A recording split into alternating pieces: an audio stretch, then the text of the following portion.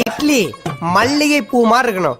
இலையில வைக்கிறதா இல்ல இவ தலையில வைக்கிறதான்னு குழப்பறா மாதிரி இருக்கணும். இன்னைக்கு சட்னி தான் செய்ய போகிறேன். ஆனால் இட்லிக்கு ப்ரொமோட் பண்ணிக்கிட்டு இருக்கேன். ஏன்னா அவ்வளோ அழகாக வந்திருந்தது, வெள்ளை வெளியேன்ட்டு நல்லா பஞ்சு மாதிரி வந்திருந்தது. இன்றைக்கி நம்ம கேரட் சட்னி தான் பண்ண போகிறோம். தம்பிங்களுக்கு காய் கொடுக்க முடியல. பெரியவன்லாம் வாயில் ஏதாவது காய் பட்டாலே துப்ப ஆரம்பிச்சிட்றான். அதனால் சட்னியாக பண்ணி கொடுத்தா எப்படியும் சாப்பிட்ருவாங்கன்னா அந்த மாதிரி பண்ணிட்டேன். இப்போ ஒரு கடாயில் எண்ணெய் ஊற்றிட்டு ஒரு டேபிள் ஸ்பூன் அளவுக்கு கடலைப்பருப்பு, அதுக்கப்புறம் 1 டேபிள் ஸ்பூன் அளவுக்கு உளுந்தம்பருப்பு போட்டுக்கணும். அது லைட்டாக கலர் சேஞ்ச் ஆகி வர நேரத்தில் நம்ம ஆனியன் சேர்த்துக்கணும். இன்றைக்கி நான் ஒரு பெரிய சைஸ் ஆனியன் ஒன்று ஃபுல்லாக சேர்த்துருக்கேன்.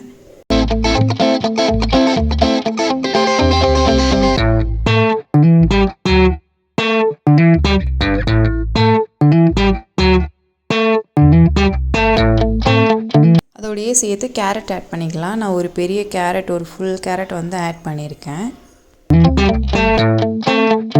லைட்டாக வதக்கிக்கலாம்.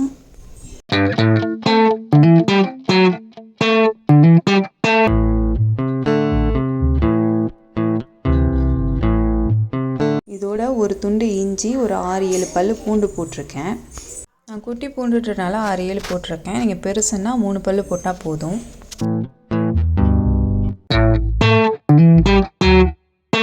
இதோட நம்ம மிளகா வத்தல் போட்டுக்கலாம். என் பசங்க கொஞ்சம் காரம் நல்லா சாப்பிடுவாங்க. அதனால நான் ஒரு 5 மிளகா வத்தல் வரைக்கும் போட்டிருக்கேன். நீங்கள் உங்களுக்கு ஏற்ற மாதிரி கூட்டவோ குறைக்கவோ செஞ்சுக்கலாம்.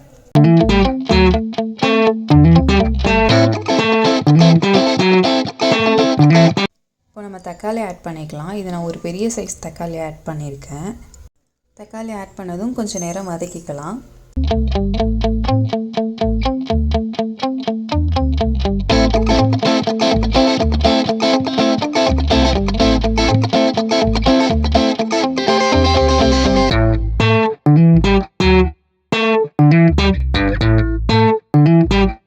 இப்போ புளி ஆட் பண்ணிக்கலாம்.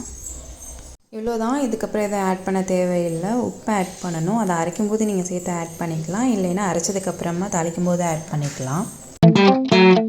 எல்லாம் நல்லா வதங்கினதுக்கப்புறம் சூடு ஆற வச்சுட்டு நம்ம அரைச்சி எடுத்துக்கலாம். அதே கடாயில் தாளிக்கிறதுக்கு தேவையான அளவுக்கு நம்ம எண்ணெய் சேர்த்துக்கலாம்.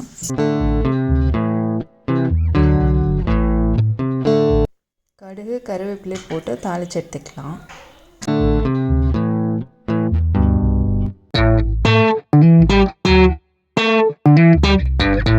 அரைச்சி வச்ச சட்னி உள்ள சேர்த்துக்கலாம்.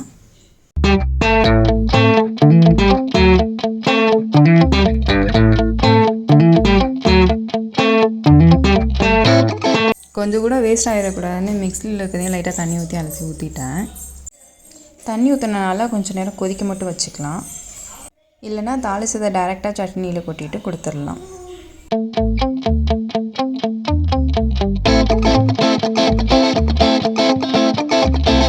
உப்பு ஆட் பண்ண மறந்துட்டேன். இப்போ உப்பு ஆட் பண்ணிக்கிறேன் சட்னிக்கு தேவையான அளவுக்கு. உப்பு போட்டுட்டு கொஞ்சம் நேரம் மிக்ஸ் பண்ணி விட்டுட்டேன். அவ்வளோதான், நம்ம சட்னி ரெடி ஆயிடுச்சு.